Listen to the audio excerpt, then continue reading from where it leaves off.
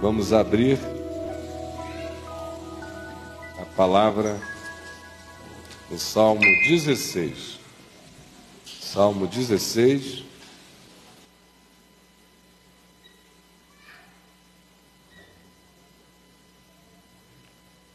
Diz assim o Salmo 16: Guarda-me, ó Deus, porque em ti me refugio.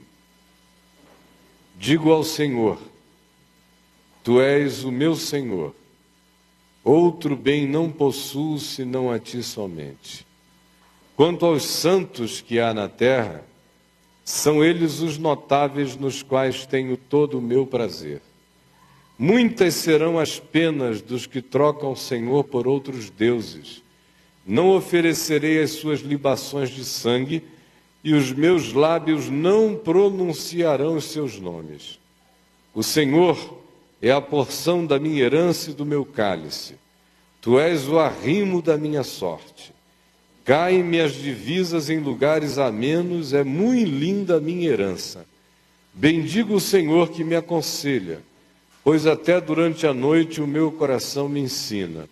O Senhor tenho-o sempre à minha presença. Estando Ele à minha mão direita, não serei abalado. Alegra-se, pois, o meu coração e o meu espírito exulta. Até o meu corpo repousará seguro, pois não deixarás a minha alma na morte, nem permitirás que o teu santo veja a corrupção. Tu me farás ver os caminhos da vida. Na tua presença há plenitude de alegria, na tua destra delícias perpetuamente. Amém. Olhem aqui para mim, eu desejo ser bem breve. O Salmo começa, e ele tem o seu aplicativo no Novo Testamento, especialmente nos versos 10 e 11, relacionados a Jesus. E quando Pedro pregou aos judeus após a ressurreição de Jesus, citou o fato de que este salmo afirmava do Santo de Deus que o seu corpo não deixaria na morte e nem veria corrupção, e por isso Jesus tinha ressuscitado no terceiro dia. No entanto, este é um salmo que tem o seu cumprimento absolutamente estendido e aplicado do ponto de vista profético existencial às vidas de cada um de nós que estamos aqui. Por isso, preste toda atenção, não se distraia nem para a direita, nem para a esquerda, nem para cima, nem para baixo e nem para dentro. Olhe bem para mim e preste atenção. Porque ele começa dizendo: guarda-me, ó Deus, porque em ti me refugio. Isso parece ser uma coisa óbvia, mas não é. Porque a grande maioria das pessoas pedem a Deus que as guarde.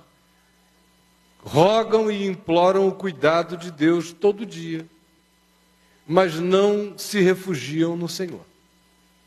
Elas querem que magicamente Deus as proteja. Protege-me, Senhor, apesar do meu ódio, apesar do meu espírito de vingança, apesar da promiscuidade a qual eu me entrego, apesar das mentiras que eu falo, apesar das minhas tramas, apesar das minhas manipulações, apesar dos meus enganos, apesar das minhas construções de capricho, ó Deus, guarda-me. E não olha um segundo para o meu caminhar, porque senão tu não me guardarás, porque eu mesmo não me guardo. A verdade é esta. É que a grande maioria de Deus pede a Deus que faça uma macumbinha da Nova Jerusalém em nosso favor. Olha, eu estou aqui fazendo essa oração, já deve ser uma coisa muito grande para o senhor que anda tão esquecido no planeta, ter um cara de pau como eu, que diz: guarda-me, ó Deus. Então que o senhor tome essa minha lembrança como crédito, e aí, então me guarde, porque esquecido tu andas. Mas, por favor, não olha para o meu caminhar, para o meu pensar, para o meu agir, porque eu não me refugio em ti.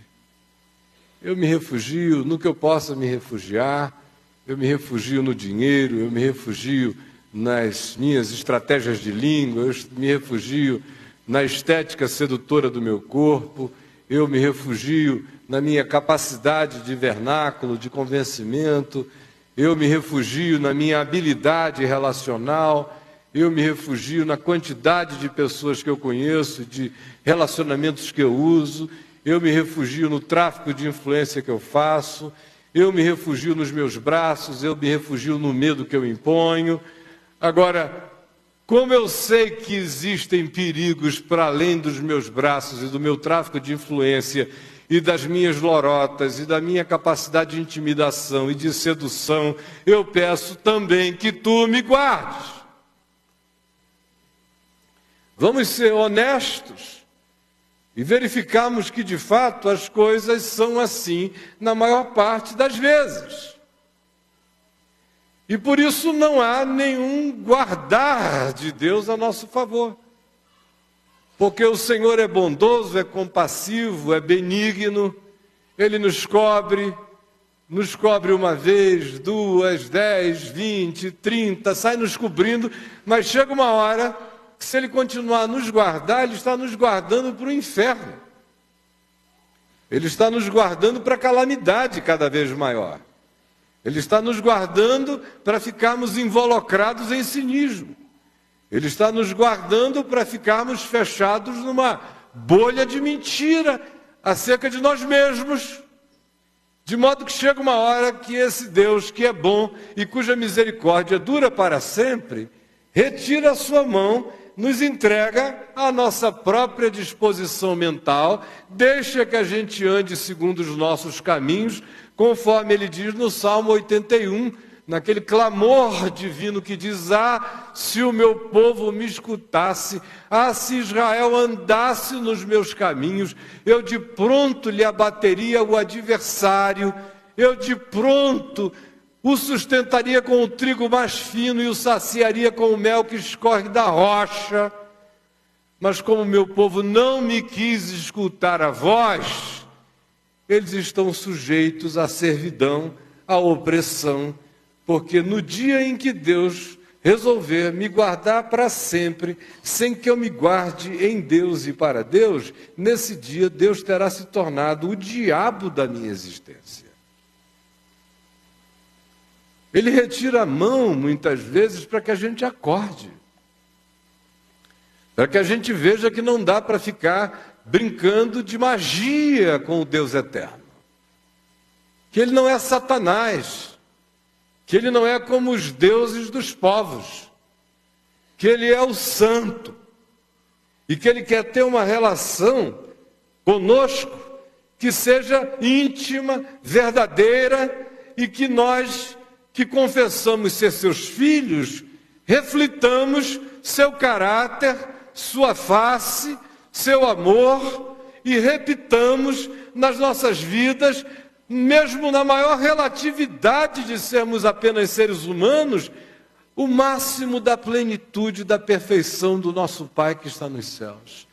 É isso que Jesus ensina, este é o Evangelho, para ninguém falsificar. Então o Salmo começa dizendo: guarda-me, ó Deus, porque em Ti me refugio. Guarda-me porque eu me ponho sob o Teu refúgio. Eu me ponho sob a Tua palavra. Eu me ponho sob o Teu mandamento. Eu me ponho sob a obediência daquilo que é imutável. Eu me ponho sob o Teu amor. Eu me ponho sob a Tua justiça. O meu telhado é a Tua graça, e o meu chão é o Evangelho, e a minha atitude é a obediência em fé. Guarda-me, ó Deus, porque eu não temerei mal nenhum, porque Tu és o meu pastor, porque em Ti eu me refugio, porque Tu és a minha cidadela, Tu és o meu alto refúgio, porque em Ti estão os meus pés. A minha confiança está em Ti. Em ti eu não vacilarei. A minha casa eu tenho construído sobre a rocha da palavra, não sobre o engano movediço da areia, das filosofias deste mundo e dos caprichos loucos da minha existência. Guarda-me, ó Deus, porque em ti eu me refugio, e aquele que em ti se refugia não temerá mal nenhum. Aquele que habita no esconderijo do Altíssimo, à sombra do Onipotente, diz ao Senhor: Tu és o meu refúgio, o meu baluarte, Deus meu, em quem eu confio. Ele te livrará por isso do laço do passarinheiro, da peste perniciosa, cobrir-te-á com as suas penas, sob as suas asas estarás seguro. A sua verdade em ti e para ti é pavês e é escudo. Nenhum mal te sucederá, praga nenhuma chegará à tua casa, porque aos seus anjos ele dará ordens a teu respeito, para que te guardem em todos os teus caminhos. Eles te sustentarão nas suas mãos, para não tropeçares em alguma pedra. Pisarás o leão e a áspide, calcarás aos pés o leãozinho e a serpente. Deus diz: porque a mim ele se apegou com amor, eu o livrarei, pô-lo-ei a salvo, porque ele conhece o meu nome. Ele me invocará e eu lhe responderei. Na sua angústia eu estarei com ele, livrá-lo-ei e o glorificarei, saciá-lo-ei com longevidade, mais do que com longevidade, com vida eterna, e lhe mostrarei a minha salvação. Guarda-me, ó Deus, pois em ti eu me refugio. Só é se for assim, se não for assim, não é. É simples assim, meus irmãos. O resto é auto-engano. Procure algum outro lugar que fale de Deus sem consequências, como magia e como mandinga. Porque aqui você só vai ouvir o evangelho da verdade, que diz que quem se quer guardado por Deus, em Deus se refugie. E ele prossegue e diz assim: digo ao Senhor. É uma verbalização. Tu és o meu Senhor, outro bem não possuo, senão a ti somente. Ele diz: guarda-me, porque guardado estou em ti. E ele diz ao Senhor: tu és o meu Senhor. Agora olhe um pouquinho para dentro do seu coração e veja a quantidade de vezes em que você diz ao Senhor: Senhor, me perdoa porque tu não és o meu Senhor. Sinceramente. Senhor, tu não és o meu Senhor. Ai, Senhor. Ai, tu não és o meu Senhor. Este povo honra-me com os lábios, mas o seu coração está longe de mim. Aqui, esse homem vai jungindo, vai amarrando, vai entrelaçando, vai embutindo confissões verticais com atitudes horizontais, vai transformando o amor declarado no amor encarnado, no amor vivido, no amor praticado, vai fazendo confissões a Deus se transformarem em práticas de fé. E é somente para isto que eu e você somos chamados. Se eu digo ao Senhor, se eu me refiro a Ele como o Senhor, o que de mim tem que proceder, não só como verbalização, mas como encarnação real, é que tu és o meu Senhor, mesmo. Outro bem não possuo, senão a ti somente. Agora, também não é verdade para a maioria de nós. A gente diz: Senhor, tu és o meu Senhor e abençoa os meus bens. Guarda os meus bens para não perder nada nenhum dos meus bens. E se o cara perde algum dos seus bens, ele já diz assim: como é que é, Senhor? Seja dinheiro, seja a saúde como bem, seja uma pessoa querida como bem, seja o meu bem no relacionamento. Se for com o bem, vai o Senhor. Mas quando o Senhor é o Senhor, nenhum outro bem eu tenho senão a ti somente. Os outros bens são coadjuvantes, são cerejinhas da misericórdia. Porque quem diz que tem Deus, que outro bem terá além de Deus? A menos que Deus de fato não seja Deus como Deus é, na nossa compreensão, no nosso discernimento, Ele seja menos do que quem de fato Ele seja e do que quem de fato nós somos ensinados acerca de quem Ele é. Mas se eu digo ao Senhor, Tu és o meu Senhor, a implicação disso é que nenhum outro bem eu tenho senão a Ti somente. E não significa que eu não ame as coisas e as pessoas que eu amo. Eu amo a minha mulher de todo o meu coração como homem e marido. Amo os meus filhos, os nossos netos. Amo as minhas irmãs, amo meus sobrinhos, amo meus amigos, amo vocês, amados amigos e irmãos. Não necessariamente em razão do tempo de convívio, às vezes inexplicavelmente, alguém com quem eu nunca convivi aqui, uma olhada gera uma compaixão, um carinho entranhável, um compromisso inexplicável, que só pode vir do amor de Deus. Eu amo o mundo, não esse sistema, mas o mundo pelo qual Jesus morreu e se deu. Mundo de gente. Amo a criação, amo cada plantinha que Ele fez, cada bichinho que Ele criou, cada criaturinha a qual Ele deu sopro de vida. Mas eu não tenho nenhum bem, senão a Deus somente.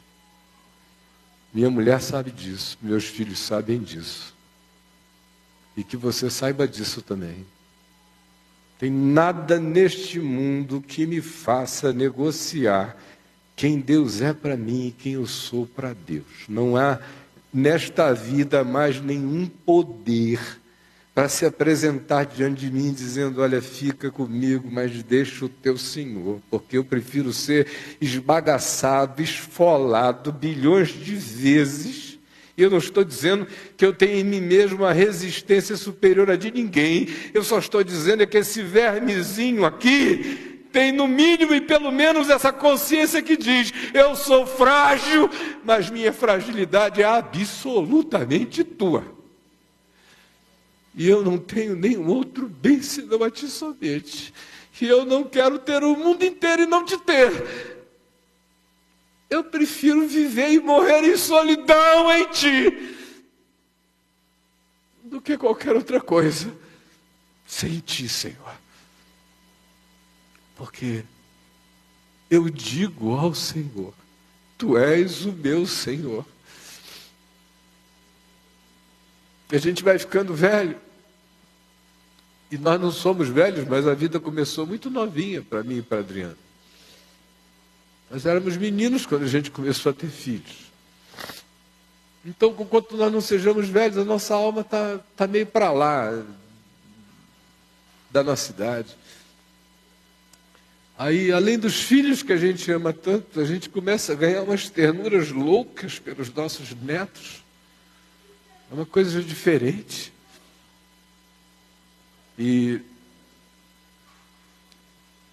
Mas eu preferia perder os 4 netos que nós temos num único dia do que ver todos eles longe de Deus. Eu preferia sepultar os 6 filhos que nós ainda temos. Eu já sepultei 2 no passado.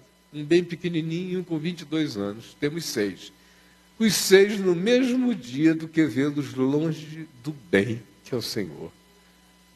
Porque nós não estamos brincando de vida eterna. Nem de nada disso.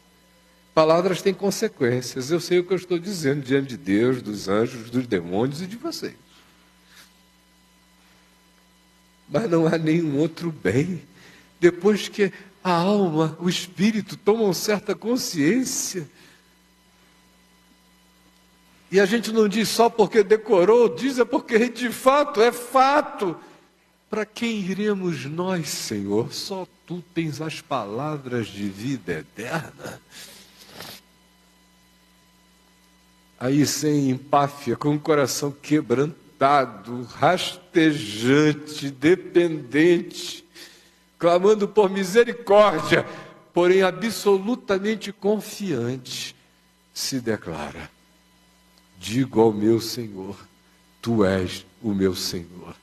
Nenhum outro bem eu tenho, senão a Ti somente. E a vontade do Pai de estabelecer intimidade, comunhão, casamento, conjugalidade, fusão, unicidade com a gente, é no mínimo esta, de produzir esse espírito que em mim engatinha, que em você engatinha, mas que um dia caminhará para se transformar numa fusão total e absoluta, mas precisa iniciar com essa disposição de dizer: guarda-me, porque eu me guardo em Ti. Ser o meu Senhor, porque Tu és o meu Senhor. Apesar da relatividade do meu ser, no que eu entendo, no que eu possuo, no que eu discerno, nenhum bem eu possuo, Senhor, senão a Ti somente. Outra consequência dessa compreensão que quer amizade, intimidade, e que pede que Deus seja o que a gente em Deus quer se tornar, aparece aqui no verso 3. Quanto aos santos que há na terra, são eles os notáveis nos quais tenho todo o meu prazer. Quando eu me guardo em Deus, peço para Ele me guardar porque eu me guardo nele, chamo-o de Senhor porque me disponho a andar sob o seu senhorio, e a demonstração disso é que dia a dia eu vou discernindo, confessando e crescendo para dizer que nenhum outro bem eu tenho, não há barganhas a fazer, não há retrocessos, não há meia volta, não há mais caminhos a serem mudados, porque não há mais como voltar, nós somos dele, não tem retorno. E não há nenhum outro bem em nós que não seja aquele bem de Deus em nossa vida. A consequência disso ganha imediatamente a sua horizontalidade. O salmista diz: te tendo assim, te vendo assim, eu olho aqui à minha volta e também digo: quanto aos santos que há na terra, são eles os notáveis nos quais eu tenho todo o meu prazer. Quando o Senhor é o Senhor, quando tudo que eu já disse até agora é fato, um terceiro fato que se estabelece imediatamente é que, conquanto a gente ame o mundo, conquanto a gente queira se miscuir para anunciar a palavra, conquanto a gente ande cheio de compaixão e de misericórdia, conquanto cada ser humano vivo nesse planeta seja um sacramento a ser amado e desejado no amor de Deus no nosso coração, para que seja objeto de um encontro com Jesus, e nós mesmos nos oferecemos para que nos tornemos ministros da reconciliação, anunciando a cada homem e cada mulher que Deus estava em Cristo reconciliando a todos consigo mesmo, embora o mundo não tenha tido essa notícia por inteiro. E nosso trabalho alegre, a nossa missão existencial mais subversiva no planeta é esta, é fazer esse anúncio, independentemente de com que trabalhemos ou ganhemos a vida ou que dons tenhamos. Essa missão é latente, é algo que está em nós, que precisa se tornar patente, porque é a vocação comum de cada um de nós. Todavia, apesar disso, se o Senhor é o meu Senhor, eu sou um daqueles bem-aventurados que não anda no conselho dos ímpios, não se detém no caminho de pecadores, nem se assenta na roda de escarnecedores. Antes o seu prazer está no mandamento do Senhor, e no mandamento do Senhor medita de dia e de noite.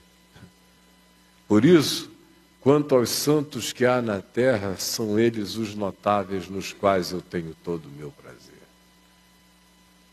Jesus sentava na roda de publicanos, de pecadores, era chamado amigo de publicanos e de pecadores, se fazia acompanhar de qualquer ser humano que quisesse no caminho ouvir a palavra, entrava na casa de qualquer um que o acolhesse em paz, mas separou um grupo de pessoas que foram os notáveis nos quais ele teve todo o seu prazer e disse: vós sois os que tendes permanecido comigo nas minhas tentações. Eu não me santifico em favor do mundo inteiro, eu me santifico em favor de vós outros. Já não vos chamo servos, eu tenho vos chamado amigos, porque tudo quanto eu ouvi do meu Pai vos tenho dado a conhecer.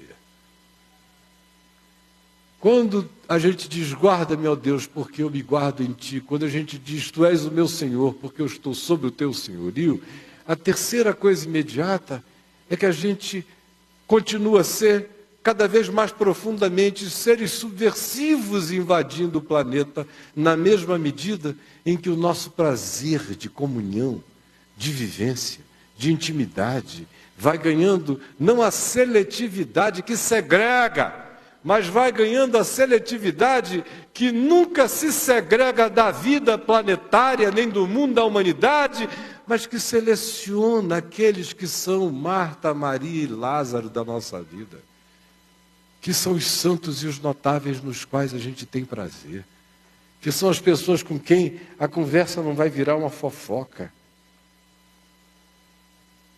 a bebida não vai se transformar num porre,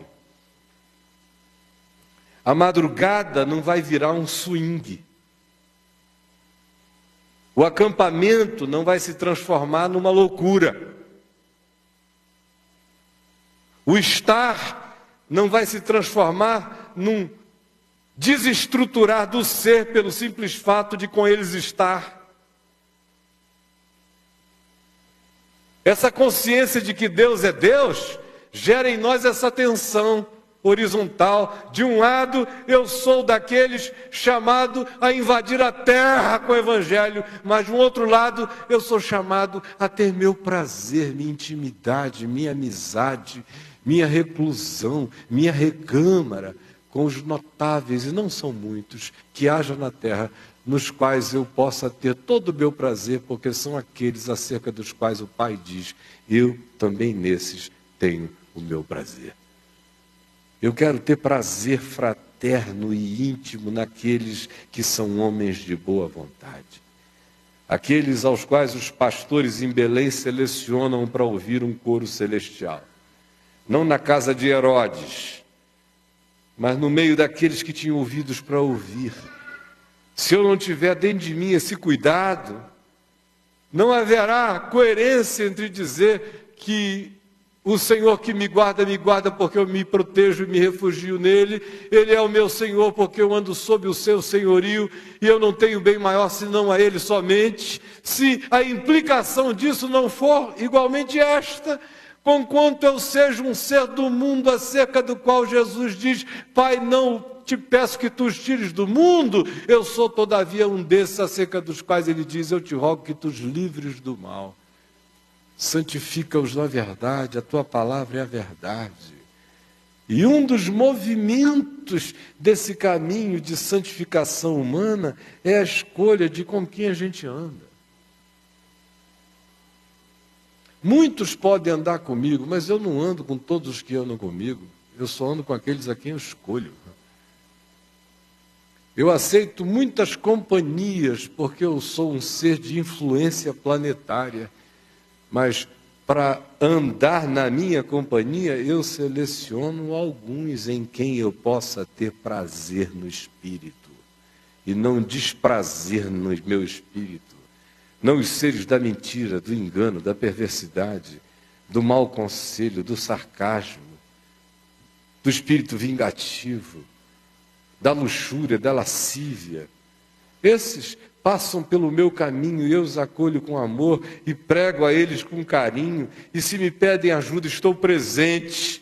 mas eles não são aqueles que eu chamo para a mesa da minha comunhão, para partir o pão, beber o vinho e levantar ações de graças.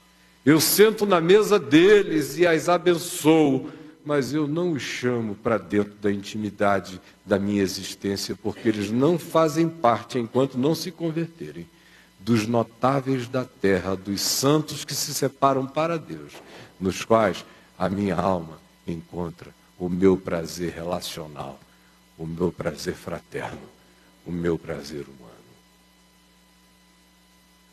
Agora olhe e veja se com o passar do tempo, você que já foi membro de seita, que proibia você até de saudar pessoas na rua que não fossem do mesmo grupo, e que depois saiu de um polo e foi para o outro, perdeu o equilíbrio, perdeu o bom senso, saiu da seita e foi para o aceita. E entrou num esquema em que vale tudo, e entrou no arreganho. Saiu do buraco da agulha e foi para o rombo não sei do quê. Aonde entra tudo. E você não tem mais a menor consciência de autopreservação. É por isso que você anda em tanto conselho mau, é por isso que você se relaciona com tanta gente ruim, é por isso que deita e rola sobre o seu corpo tanta gente da impiedade, é por isso que o teu corpo recebe tanto sêmen como uma caçapa que recebe sêmen contaminado, é por isso que você põe esse seu pênis em vaginas apodrecidas, ainda que belas. É por isso que você beija bocas que têm dentro de si espíritos que são verdadeiros esgotos. Porque você perdeu a noção, meu irmão,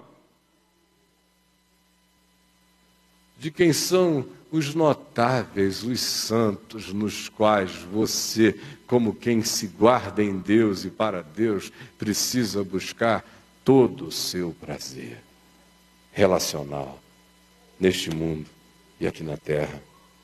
Prossegue o Salmo e diz: o Senhor é a porção da minha herança e do meu cálice, tu és o arrimo da minha sorte. Eu acho esse verso de uma beleza extraordinária. Esse Senhor que é tudo isso para mim, é a minha porção, é a minha herança aqui na terra. É dele que eu bebo todo dia, ele é o meu cálice. Ele é o meu manjar mais fino. Tu és o arrimo da minha sorte. Eu estou com sorte quando eu estou com Deus. Sem Deus eu sou um azarão, ainda que eu ganhe na loteria. Agora, se eu estou no Senhor, podem me vir más notícias como venham, Ele é o arrimo da minha sorte. Aleluia! Ele é a minha herança. Caem-me as divisas em lugares amenos. Eu não tenho nenhuma ambição para além da marca de Deus na minha vida. Onde é a minha herança, Senhor? E até aqui? Está ótimo. Quem é a minha herança, Senhor? É a Adriana, a minha herança? Maravilhosa e muito linda a minha herança. Eu não quero nada além da minha herança. Qual é a minha herança? São vocês? É muito linda a minha herança. Quem diz, guarda-me, Senhor, porque eu estou guardado em Ti. Tu és o meu Senhor. Porque eu não tenho nenhum outro bem na terra senão a Ti somente. Tu és todo o meu prazer e a minha alegria relacional eu tenho com aqueles que Te amam também. Tu és a minha porção, a minha herança, o meu cálice, o arrimo da minha sorte.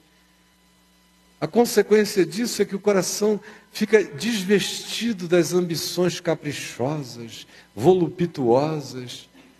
Caem-me as divisas em lugares amenos. Esse é o meu pedaço? Aleluia! Muito lindo é o meu pedaço. Eu não quero nada que o Senhor não me tenha dado. Porque tudo que Ele me deu é do tamanho do que me faz bem. Tudo que Ele me deu é o que me completa, é o que me planifica, é o que me realiza. Eu não tenho olhares para além da minha herança. Aonde Ele fez cair as divisas das minhas marcas, aí eu digo, Senhor, bendita é a plenitude da minha relatividade. Aleluia. É muito linda a minha herança.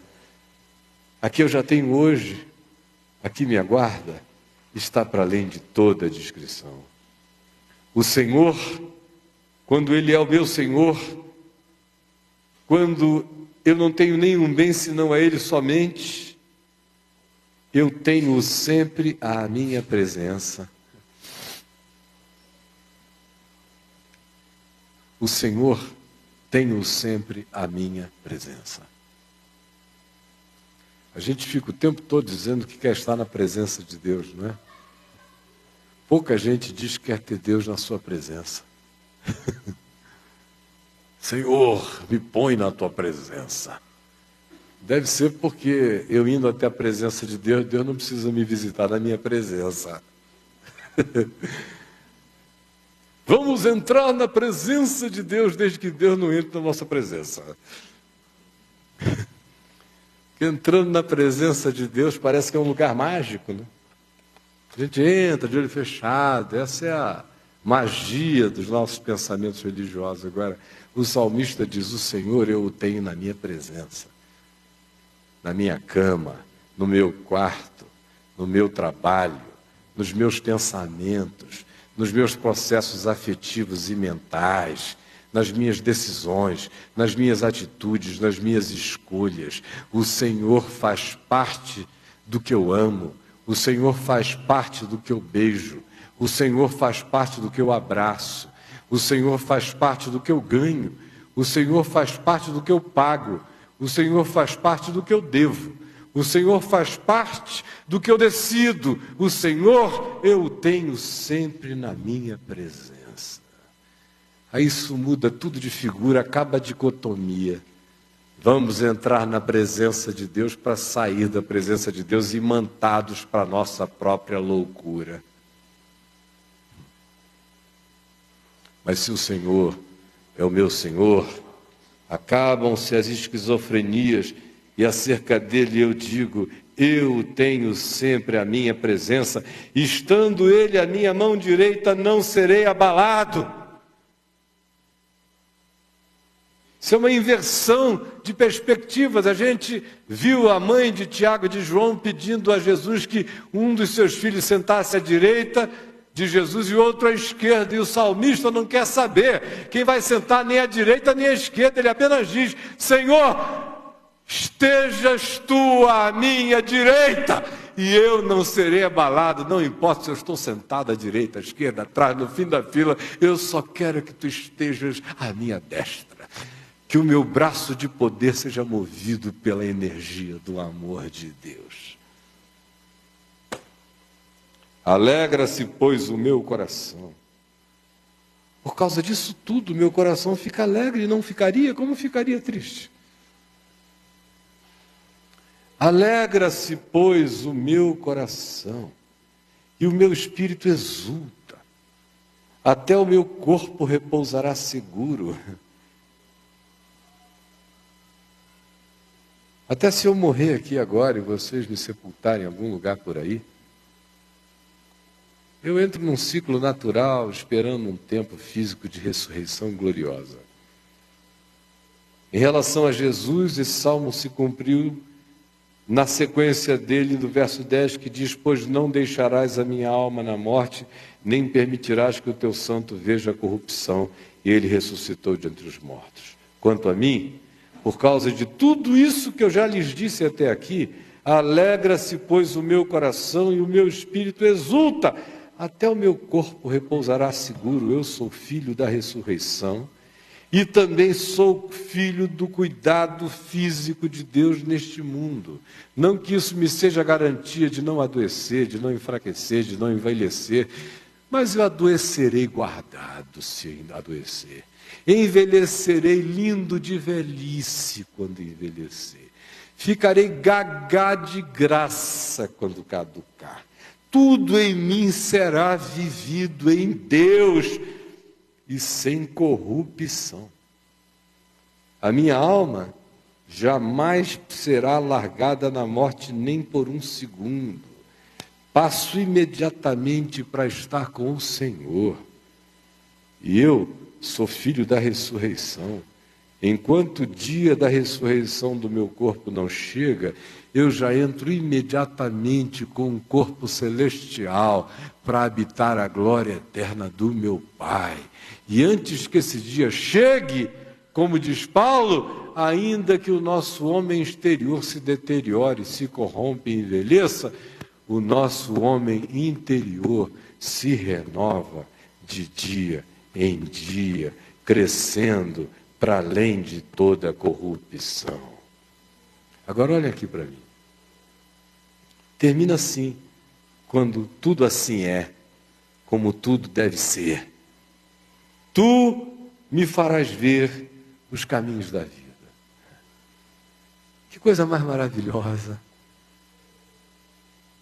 É você olhar e pensar que você está passando por este mundo, não como um ser alienado, mas como alguém que enxerga os caminhos da vida.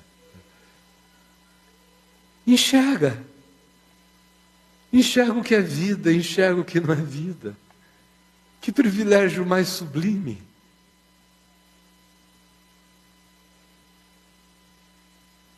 Eu me sinto um ser humano privilegiadíssimo. Pela misericórdia dele, que me faz ver, discernir quais sejam os caminhos da vida. No meio de bilhões de contemporâneos perdidos, sem saber discernir entre a mão direita e a mão esquerda, com medo de viver, com medo de morrer, sem saber a quem amar, nem se deve amar, nem a quem se dá, nem como é se dá, nem o que esperar, com medo do presente, com medo do futuro. Tem gente com medo até do escuro. Eu fico olhando e vendo o privilégio extraordinário, o tesouro dos tesouros, que está habitado por essa consciência que dia a dia cresce em mim, e que é pura graça dele, bondade dele, e que é a iluminação do Espírito, pela revelação da palavra e pela habitação de Jesus em mim. Jesus mora em mim, ele é o caminho, a verdade e a vida, e por isso ele me faz ver os caminhos da vida. É você olhar e dizer, não, esse aqui não é caminho de vida, esse aqui é caminho de vida. Não bota o pé aí não, que isso é morte. Você começar a discernir até de longe o cheiro da morte, o cheiro da vida. Que privilégio extraordinário. Você pode não saber nada sobre a Bolsa de Valores, mas você sabe cada dia mais sobre os valores eternos do tesouro de Deus. Não só na eternidade, mas daquilo que Deus chama de precioso aqui. Você vai ganhando discernimento entre o precioso e o vil aqui. Quando o Senhor é o Senhor, quando você se guarda nele, para ele, quando você vai se satisfazendo nele, quando ele vai sendo o absoluto absoluto, a sua herança linda, preciosa, o seu contentamento, quando você vai se alegrando nos ilimitados limites dos contimentos do mandamento que salva a gente para toda a liberdade, paradoxalmente falando. E quando você vai tendo alegria naquilo que Deus chama de meu prazer também. E quando você vai celebrando as heranças, por mais que os homens não vejam, mas você as enxerga e diga como são lindas.